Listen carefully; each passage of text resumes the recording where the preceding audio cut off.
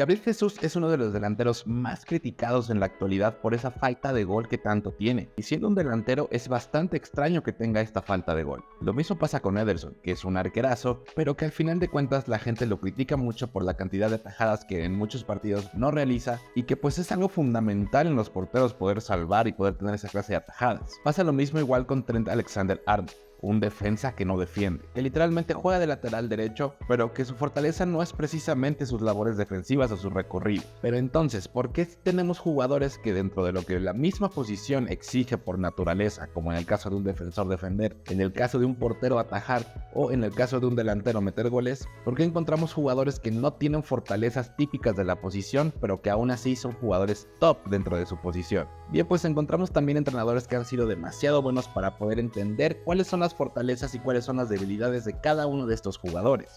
Y el caso de Gabriel Jesús aquí es muy claro, porque en el City, Gabriel Jesús jugaba exactamente igual hasta que Pep Guardiola cambió un poco ese estilo de juego, donde empezaron a salir más y empezaron a resaltar más las debilidades de Gabriel Jesús. Un delantero que de cara a la portería no tiende a ser el más efectivo, pero que para la creación de una jugada o una oportunidad de gol lo hace de forma excelente. Esto al final terminó por la salida de Gabriel Jesús del Manchester City hacia el Arsenal, donde Mikel Arteta, justamente sabiendo la clase de jugador que era Gabriel Jesús, no le dejó esa responsabilidad de ser el 9 furtivo que necesita el Arsenal, sino que también lo combinó con todos esos medios creativos, con todos esos extremos creativos que el Arsenal tiene, para así tener una ofensiva demasiado dinámica. Entonces la responsabilidad del gol no depende completamente de Gabriel Jesús, sino que también hay muchos otros jugadores que pueden llegar y meter los goles que el Arsenal necesita. Y es justamente esto lo que hacen los mejores entrenadores, que dicho sea de paso son de equipos top, para poder nulificar o para poder dejar de evidenciar las debilidades de un jugador. Como ya les dije en el video anterior, Klopp lo hizo con Trent Alexander-Arnold, quien definitivamente tuvo temporadas donde defensivamente se le vio fatal. No corría, no hacía los recorridos, no hacía las coberturas, se lo llevaban con mucha facilidad. Pero Klopp, en lugar de ver más allá de lo que Alexander-Arnold estaba fallando, enfocarse en sus fortalezas y crear un sistema de juego que le favoreciera. En el momento en el que Liverpool cambió el sistema de juego, donde Alexander-Arnold ya no tenía esa responsabilidad de tener que bajar en cada contragolpe contrario, en cada ataque contrario, se le vio un jugador muy diferente y que, a pesar de que sigue siendo malo defensivamente, ya no tiene tanto esa responsabilidad, por ende ya no se ve que sea tan malo.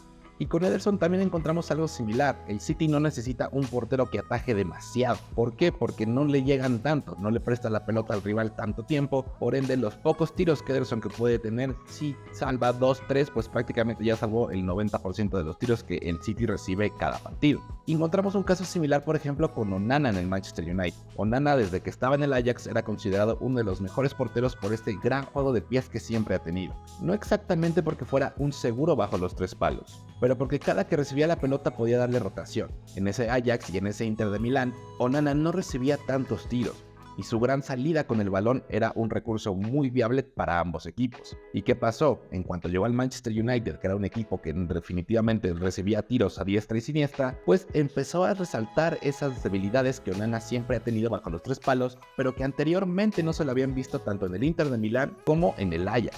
Y ese gran juego de balón que tiene Onana en los pies, pues ya no ha destacado tanto. ¿Por qué? Porque al final de cuentas el Manchester United tenía un portero como De Gea. De Gea bajo los tres palos era completamente seguro y era garantía. Difícilmente cometía errores y por eso es que muchos años fue galardonado como el mejor portero de la Premier League. Pero su juego con los pies era bastante mal. Sin embargo, eso no se veía porque la responsabilidad de De Gea era atajar. No era dar salida al equipo, no era darle rotación a la pelota. Entonces, De Gea se veía muy bien bajo los tres palos a comparación de Onana. Y Onana en el Inter, que era una defensa muchísimo más sólida, que no recibía tantos tiros como los recibe el Manchester United, también no se veía tan mal atajando balones para el Inter. Y esto por lo mismo, porque eso no era el fuerte de Onana. Pero ¿qué pasa? El camerunés tenía una gran facilidad para poder distribuir la pelota, saltar el medio campo rival con mucha precisión y de esta manera generar peligro para su equipo. Y prácticamente de esto se trata el fútbol moderno, al menos tácticamente. Entender cuáles son las fortalezas y debilidades de tu jugador, poder crear un sistema de juego alrededor de ello. No puedes hacer esto con todos los jugadores y esto es más que evidente. Tiene que haber jugadores que sí sean buenos en lo que precisamente la posición demanda que sean buenos. No puedes tener un 5 que no sea bueno defendiendo, por ejemplo. pero sí puedes crear un sistema que logre disminuir las debilidades de tus jugadores clave y que sobre todo fortalezcan mucho el sistema de juego. Es por eso que los laterales hoy en día ya no es tan importante que defiendan, al menos en los equipos top. La mayoría de los laterales tienen roles secundarios, defender viene a segunda mano. De hecho me llamó mucho la atención porque en el video de Trent Alexander-Arnold me dejaron un comentario de que Paolo Maldini era el mejor lateral de la historia. Yo estoy 100% convencido de que Paolo Maldini definitivamente es uno de los mejores defensores de toda la historia. Pero en las exigencias del fútbol actual sería complicado ver a Paolo Maldini bajo un Pep Guardiola, que seguramente le pediría cosas que Maldini nunca hizo a lo largo de su carrera, porque Maldini era un excelente defensor. Pero ¿qué le pide Pep a un lateral? Que tenga el dinamismo de poder subir con la pelota, de sumarse al ataque, de jugar como un contención adicional, de poder jugar como un extremo en caso de que se requiera, de que tengan mucho criterio para decidir cuándo subir, cuándo bajar, que tengan una excelente condición física para poder hacer todos esos recorridos tanto a la ofensiva como a la defensiva. Entonces, por más que me duele admitirlo, no sabría si un Maldini tendría cabida en un equipo de un entrenador como Pep Guardiola, que sin lugar a dudas también es uno de los mejores entrenadores que el fútbol nos ha dado. Y esto es algo que Chiellini o Bonucci, la verdad es que no recuerdo quién fue, lo notó en su momento. Decía que Pep Guardiola había destruido a los defensores porque un defensor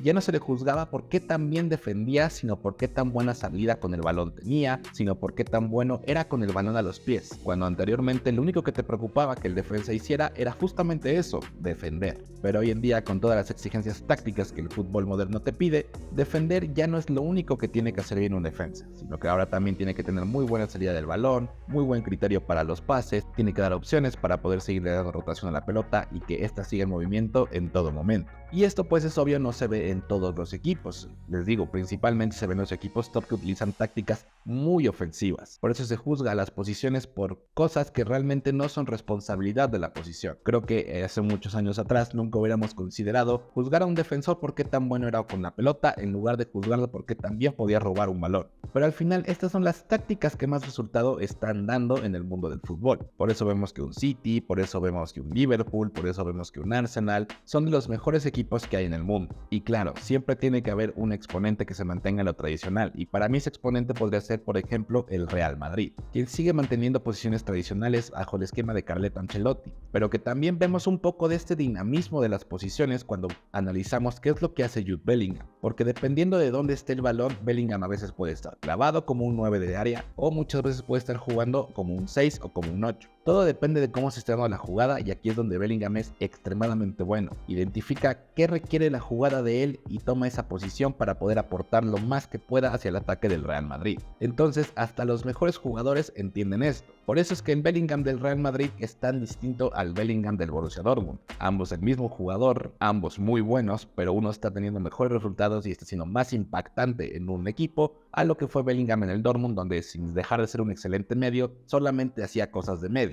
Y en el Madrid pues hace de todo. Si tiene que defender, defiende. Si tiene que ser creativo, es creativo. O si tiene que ser el 9, la hace de 9 también. Entonces, dentro del fútbol moderno, esta es como la nueva norma. No solamente tienes que ser bueno en lo que tu posición tradicionalmente te demanda, si eres defensa defender, si eres medio dar distribución de pelota o si eres 9 meter goles, sino que también tienes que ser bueno en otras cosas que van a aportar más hacia tu propio estilo de juego y que de esta manera te van a hacer un mejor jugador. Entonces no se asombren si en los siguientes años continuamos viendo defensas que no saben defender o delanteros que no son tan buenos cuando están frente a la portería, pero que al final terminan teniendo otras cualidades que les permiten sobresalir y les permiten aportar a su equipo. Y es esta misma polivalencia que te piden como un jugador que también ha traído consigo muchos problemas para los jugadores. Pero si no sabes de qué estoy hablando, aquí te dejo este video para que lo vayas a ver. Por mi parte sería todo, te recuerdo que yo soy Boli y nos vemos en la que sigue.